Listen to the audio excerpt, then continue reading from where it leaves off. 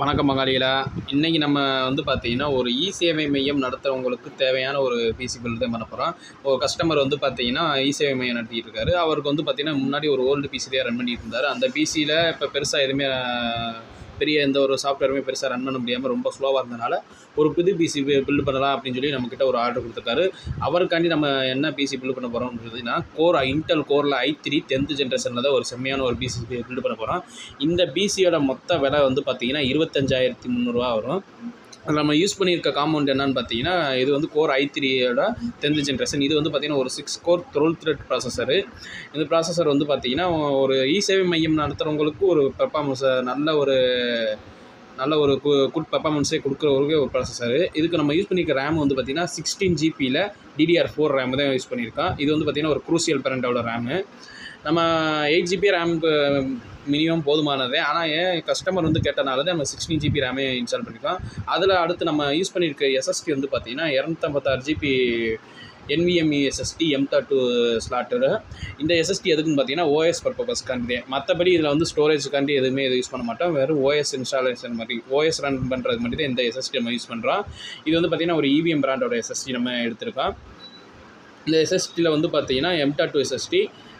அடுத்து நம்ம யூஸ் பண்ணுறது பார்த்தீங்கன்னா, அவருக்கு அடிஷ்னலாக நம்ம பார்த்தீங்கன்னா 1 TB டோசிபாவில் 1 TB ஹார்ட் டிஸ்க் ஒன்று கொடுத்துருக்கோம். இது பார்த்தீங்கன்னா ஸ்டோரேஜ் அவரோட ஃபைல்ஸ் அதாவது இப்போ ஸ்கேன் பண்ணுற ஃபைல்ஸாக இருக்கட்டும், அவரோட பிரிண்டிங் ஃபைல் எல்லாமே காப்பி பண்ணி வைக்கிறக்காண்டி ஒரு 1 TB ஸ்டோரேஜ் நம்ம கொடுத்துருக்கோம்.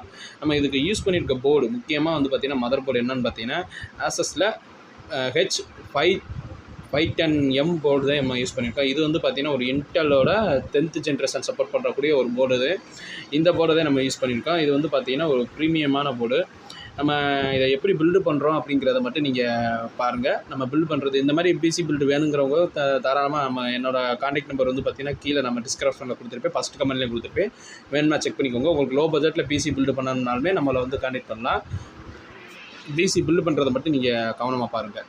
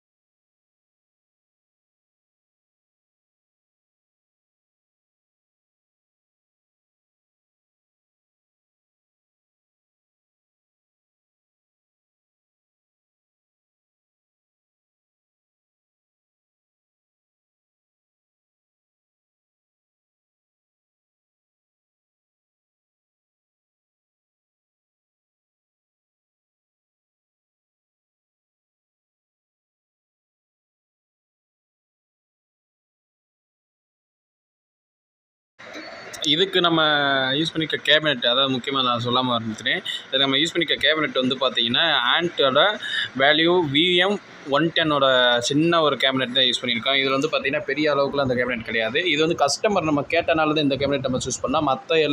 மற்றவங்களுக்கு எல்லாருக்குமே வந்து பார்த்தீங்கன்னா ஆண்ட் ஈஸ்போர்ட்ஸோட VM41 கேபினெட் தான் நம்ம யூஸ் பண்ணுவோம். கஸ்டமர் வந்து பார்த்தீங்கன்னா ரொம்ப சின்ன இடமா இருக்கிறனால பிசியோட கேபினெட்டு கொஞ்சம் சின்னதாக இருக்குங்கிறதுக்காண்டி நம்ம இந்த கேபினெட் நம்ம சூஸ் பண்ணியிருக்கோம். கஸ்டமருக்கு வந்து பார்த்தீங்கன்னா இதுக்கு நம்ம யூஸ் பண்ணிக்க எஸ்எம்பிஎஸ் வந்து பார்த்தீங்கன்னா ஆண்ட் ஈகோ வேல்யூவோட 500 வாட்ஸ் எஸ்எம்பிஎஸ் நம்ம யூஸ் பண்ணியிருக்கோம். இந்த பிசி பில்டு பிடிச்சிருந்துச்சுன்னா மறக்காமல் லைக் பண்ணுங்கள், நம்மளோட சேனலுக்கு சப்ஸ்கிரைப் பண்ணுங்கள். உங்களுக்கு பிசி பில்டு இது தேவைன்னாலும் நம்மளோட கான்டாக்ட் நம்பரை கான்டாக்ட் பண்ணுங்கள். செகண்ட்ஸில் லேப்டாப் வேணுனாலும் நம்மக்கிட்ட கான்டாக்ட் பண்ணுங்கள். நம்ம ஒரு தரமான லேப்டாப்பே உங்களுக்கு வந்து ரெடி பண்ணி கொடுப்போம். நன்றி, வணக்கம்.